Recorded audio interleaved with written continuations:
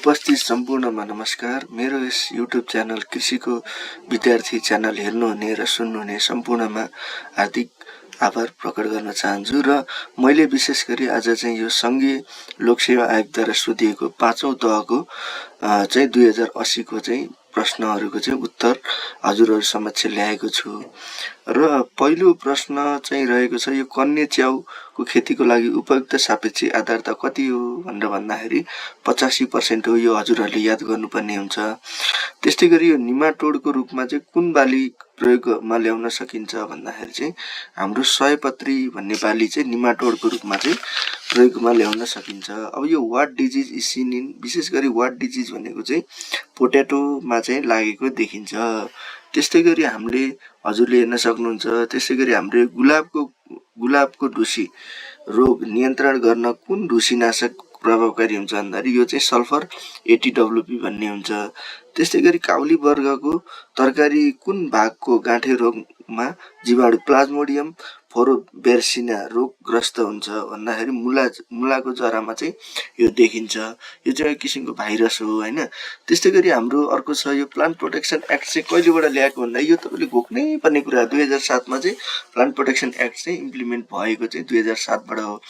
त्यस्तै गरी नेपालमा प्रयोग हुने कतिवटा रासायनिक विषादी प्रतिबन्ध छ भनेको अब अहिले चाहिँ हेर्दाखेरि चाहिँ तपाईको 16 वटा चाहिँ मैले चाहिँ यो राखेको छु। त्यस्तै गरी अरुण छ मकैको नयाँ जात बिउ दर कति छ भन्दाखेरि 20 केजी प्रति हेक्टर रहेको छ। त्यस्तै गरी उन्नत बिउ कस्तो रङको हुन्छ, ट्याग चाहिँ कस्तो रङको हुन्छ भन्दाखेरि पहेँलो रङको। विशेष गरी हजुरहरूले यादै गर्नुपर्ने कुरा चाहिँ यो उन्नत बिउमा चाहिँ ट्याग चाहिँ पहेँलो रङको हुन्छ भने हाइब्रिड यो ब्रिडर सिड भनेको चाहिँ सेतो रङको चाहिँ त्यसको चाहिँ ट्याग रहेको हुन्छ। अब प्रविधि ग्रहणमा कुन पक्षको बढी महत्त्वपूर्ण हुन्छ भने प्रविधि लिँदाखेरि कुन पक्षको चाहिँ बढी महत्त्वपूर्ण हुन्छ भन्दाखेरि जसले चाहिँ लिने व्यक्ति हो त्यो व्यक्तिको चाहिँ एकदमै धेरै महत्त्वपूर्ण हुन्छ। त्यस्तै गरी अर्को प्रश्न रहेको थियो, प्याजको हरियो पातहरू कुन रोग लाग्दा खरानी जस्तै लक्षण देखा पर्दछ भन्दाखेरि विशेष गरी यो हुने भनेको तपाईको चाहिँ भुले ढुसी, यो रस्ट भन्छ अंग्रेजीमा, रस्ट लागेको प्याजहरुमा चाहिँ हरियो पातहरुमा चाहिँ तपाईको यो लक्षणहरु देखिने गर्छ। त्यस्तै गरी यो हजुरको अर्को प्रश्न रहेको थियो, यो तरकारी बालीको वर्गीकरण अनुसार खुर्सानी कुन समूहमा पर्दछ भन्दाखेरि खुर्सानी भनेको विशेष गरी फल समूहमा परेको हुन्छ। अब क्यालिफोर्निया भनेको चाहिँ यो कुन बालीको जात हो भन्दाखेरि भेडे खुर्सानी। यो हजुरहरुलाई पक्कै पनि थाहा भएकै कुरा हो हैन। अब अर्को क्वेशन एकदम महत्त्वपूर्ण क्वेशन रहेको छ, यो सिट्रस ग्रीनिङ भनेको अहिले समस्या पनि आइरहेको छ। यो सिट्रस ग्रीनिङ कुन किराले सार्ने गर्दछ भनेको सिट्रसिला भन्ने किराले चाहिँ सार्ने गरेको पाइन्छ। त्यस्तै गरी कृषि पेशालाई सम्मानित र आकर्षित बनाउनलाई राष्ट्रले उत्कृष्ट सम्मान पुरस्कारको स्थापना कहिले गरेको थियो भन्दा 2071 सालमा चाहिँ कृषि पेशालाई चाहिँ अलिकति मर्यादित र उत्कृष्ट बनाउने काम चाहिँ भएको थियो। त्यस्तै गरी राष्ट्रिय कृषि नीति कहिले लागू भएको थियो भन्दा 2061 सालमा चाहिँ, यो पढ्नै पर्ने कुरा, 2061 सालमा चाहिँ राष्ट्रिय कृषि नीति चाहिँ लागू भएको थियो। त्यस्तै गरी 100 केजी डीएपी मलमा चाहिँ कति किलो नाइट्रोजन छ यो भनेको हजुरले अब यो हिसाब गर्नुपर्छ।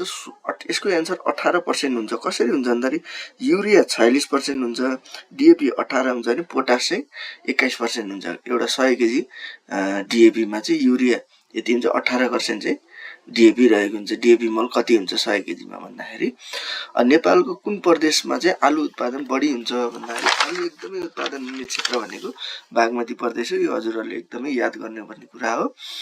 त्यस्तै गरी माटोको शिविरमा कुन कुन जाँचहरू गरिन्छ, विशेष गरी माटोमा जाँच गर्ने भनेको हामीले नाइट्रोजन, फस्फोरस र पोटास चाहिँ हामीले जाँच गर्ने गर्छौं। त्यस्तै गरी पीएच एनालाइसिस माटो र पानीको अनुपात कति हुनुपर्छ भन्दाखेरि 1:2 मा चाहिँ त्यसको अनुपात हुनुपर्दछ। त्यस्तै गरी हजुरहरूले हेर्न सक्नुहुन्छ हाम्रो यो practical advice for soil health भनेको विशेष गरी सोइल हेल्थमा चाहिँ एकदमै राम्रो गर्ने भनेको इन्टिग्रेटेड न्युट्रिएन्ट म्यानेजमेन्ट भन्छ, यो आइएनएम भन्छ। यो प्रविधि चाहिँ यसले गर्दा तपाईको चाहिँ भोलिको दिनमा सोइलको चाहिँ टेक्सचर राम्रो हुने, सोइल चाहिँ एकदमै त्यसको चाहिँ प्रोडक्टिभिटी बढ्ने, प्रोडक्सन बढ्ने कामहरू चाहिँ हुन्छ हैन। न्यूनतम समर्थक मूल्य निर्धारण कसले गर्छ भनेको मिनिमम क्रप ग्यारेन्टी चाहिँ, त्यो मिनिमम प्रोडक्ट ग्यारेन्टी कसले गर्छ भन्दाखेरि हजुरहरूको समर्थन मूल्य चाहिँ किसानले चाहिँ गरेको हुन्छ है। अब यो which are the agency involve in the market price analysis, विशेष गरी यो बजारमा हुने मार्केटको चाहिँ एनालाइसिस गर्नको लागि कुन तत्त्वहरू चाहिँ बढी महत्त्वपूर्ण हुन्छ भन्दाखेरि विशेष गरी एउटा चाहिँ राष्ट्र ब्याङ्कले हुन्छ, किनभने मार्केटको कुरा आइसकेपछि। अर्को भनेको डाइरेक्टोरेट अफ मार्केटिङ हुन्छ भने, अर्को भनेको प्राइभेट फार्मर र उनीहरूको सङ्घ संस्थाहरू जो हुन्छ उनीहरू चाहिँ डाइरेक्टली इन्भल्भ भएको हुन्छ। सोइल टेक्सचर भन्नाले के बुझ्नु पर्यो भन्दाखेरि यो चाहिँ मिक्सचर अफ स्यान्ड सिल्ट र क्ले याद गर्नु पर्यो एकदमै। यो सोइल टेक्सचर भनेको कुनै पनि टेक्सचर सोइलको छ भने त्यो चाहिँ स्यान्ड सिल्ट र क्लेको चाहिँ मिक्सचर हो भनेर हजुरहरूले बुझ्नु पर्यो। त्यस्तै गरी नेपालमा चाहिँ आइपिएम को प्रविधिको सुरुवात चाहिँ कहिले भएको थियो भन्दाखेरि 1997 चाहिँ आइपिएम भन्ने प्रविधिको चाहिँ इन्टिग्रेटेड पेस्ट म्यानेजमेन्टको चाहिँ नेपालमा सुरुवात भएको थियो है। त्यसै गरी हाल नेपालको कृषि प्रसार प्रणाली केमा आधारित छ भन्दाखेरि अब विशेष ग्रुप एप्रोचमा चाहिँ हाम्रो अहिलेको कृषि प्रसार प्रणाली चाहिँ लागू भएको छ। यसलाई चाहिँ याद गर्नुपर्ने हुन्छ। अब हाम्रो एक हेक्टर गहुँ रोप्न कति बिउ आवश्यक पर्छ? एक हेक्टरमा तपाईँको भनेको 100 केजी चाहिँ बिउ चाहिन्छ, यो याद गर्नु पर्यो है। एक हेक्टरमा 100 केजी चाहिँ गहुँको बिउ चाहिन्छ भन्ने कुरा हजुरहरूले याद गर्नु पर्यो। त्यस्तै गरी कल्याण जात भनेको चाहिँ यो मुड बालीको जात हो है। कल्याण भनेको चाहिँ तपाईँको यो हाम्रो मुङ बाली हुन्छ, मुड भन्ने चाहिँ मुङ बालीको चाहिँ हाम्रो चाहिँ कल्याण भन्ने जात हो है। अब त्यस्तै गरी हजुरहरूले याद गर्नुपर्ने कुरा यो एसआरआई प्रविधिमा चाहिँ कति दिनमा चाहिँ एसआरआई प्रविधिमा चाहिँ बिरुवा रोप्न उपयुक्त हुन्छ भन्दाखेरि विशेष गरी यो बिरुवा रोप्नको लागि 8 देखि 12 दिनमा चाहिँ एसआरआई प्रविधि गरेको चाहिँ एकदमै राम्रो हुन्छ है।